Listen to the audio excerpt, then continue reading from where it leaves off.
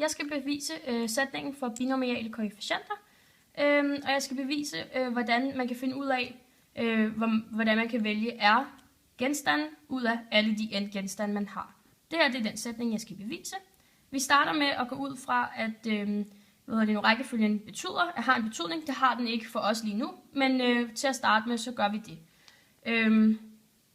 Man ved, at man på grund af multiplikationsprincippet, så ved man, at de R-genstande kan vælges på følgende måde. N gange n minus 1 gange n minus 2 gange så videre og så videre så videre, indtil man når frem til så langt man nogle gange skal. N minus R plus 1. Grunden til, at jeg skriver det her n minus 1 og n minus 2, er jo på grund af, at for hver gang man trækker en R, eller en del af det hele antal fra, så vil man minuse med 1, bagefter med 2, bagefter med 3 osv. osv. Når man er helt op her til n minus R plus 1, så er det fordi, hvis man minuser n med R, så kommer man så kommer ens n-værdi til at blive 1 for lav i forhold til, hvad den egentlig skal. Derfor plusser vi med 1.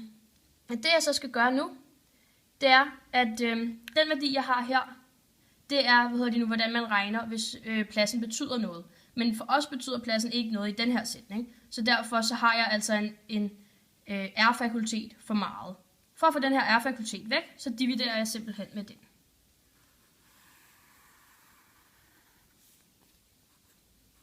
Sådan.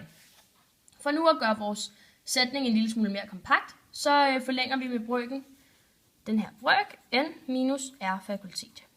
Det kommer til at se sådan her ud.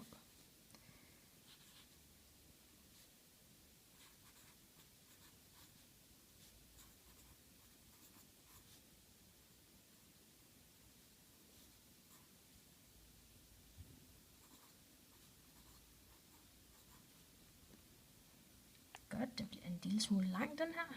Skal vi se en gang. N minus R var det. Den.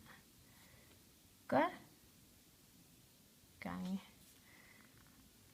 n minus R minus 1 gange punktum, punktum, punktum, 2 gange 1. Super, og så dividerer vi denne her med vores R-fakultet ganget med n minus R-fakultet. Det skal siges, at det led, vi har herover, selvfølgelig er det samme som det led, vi har her, og det led, der står hernede. Og at hele det led, der står heroppe i tælleren, altså bliver den fulde fakultet for n. Så det kan man skrive på følgende måde. Den her nede bliver selvfølgelig den samme. Vi forkorter bare den her oppe. Fakultet. Altså ved vi nu, at antal måder, man kan finde, hvordan man kan vælge R ud af de fulde genstand n, altså opnås ved sætningen, som jeg lige har bevist her.